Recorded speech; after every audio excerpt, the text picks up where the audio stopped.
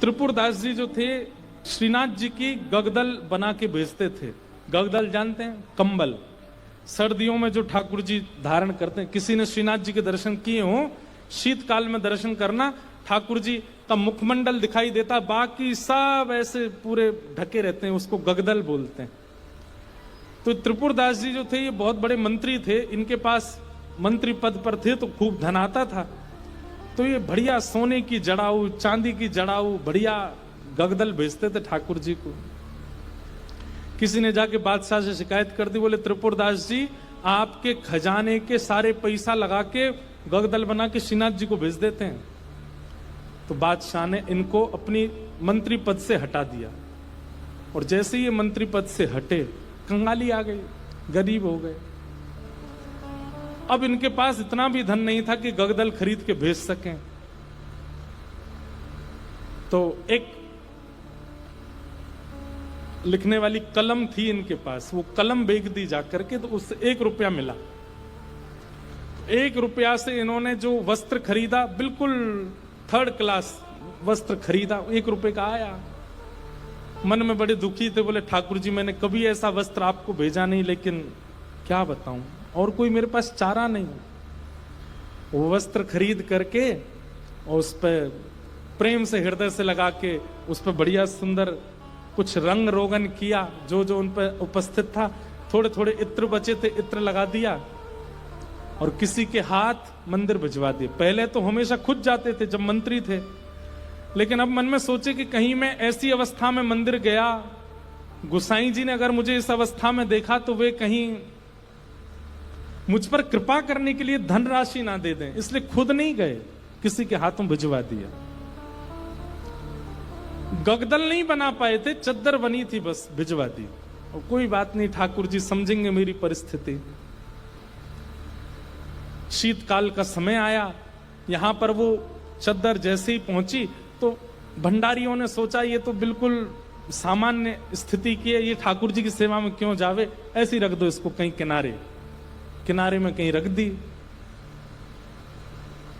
शीतकाल प्रारंभ हुआ, जैसे ही ठाकुर जी को गगदल पहनाई, रात्रि में शयन करा करके गुसाई जी चले गए। रात भर गुसाई जी ठिठरते रहे, मुंह कांपते रहे, हाथ पर कांपते रहे।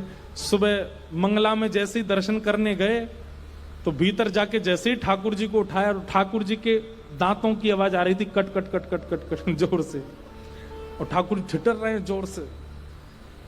गुसाई जी बोले 5-5 गगदल पहना रखी हैं फिर भी ठिठर रहे हैं, अंगीठी जला के लाओ। अंगीठी जला करके ठाकुर जी के आगे हाथ सेक सेक के, कभी हाथ पे लगा मैं, कभी गालों पे लगा मैं, कभी गले पे लगा मैं। ठाकुर जी बोले जाड़ो लग रहा हो, बहुत जोड़ते जाड़ो लग रहा हो मुझे। गुसाई जी बोले जय जय। अंगीठी जला दी, 5-5 गगदल उड़ा दी, और गगदल लेके आओ। महाराज 10-10 गगदल, ठाकुर जी ढक गए पूरे रजाइयों में। 5-5 अंगीठी जला दी और ठाकुर जी हिल रहे हैं जोर से। और केवल नाटक कर रहे हो ऐसा नहीं, स्पर्श करने में बिल्कुल ऐसा लग रहा है जैसे मानो जैसे ठंडे पड़ गए हो ठाकुर जी। गुसाई जी तो इतनी चिंता में आ गए, क्या करें।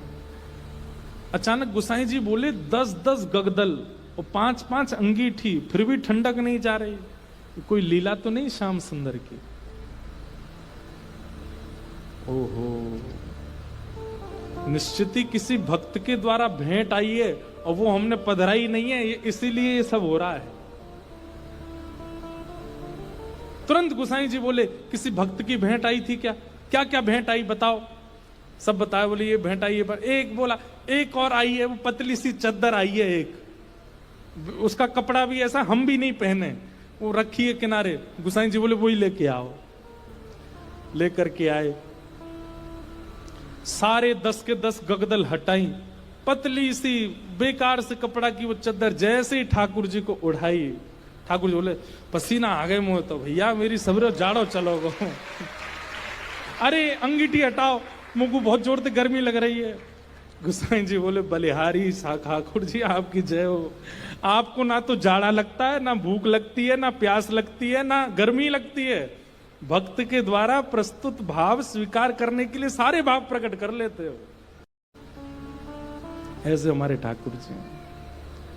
तो त्रिपुर दास की बेचारी की सामान्य सी चद्दर ओढ़ करके ठाकुर जी पसीना बहा रहे हैं अपने मुंह, इतनी जोर से गर्मी लगी आई मुंह।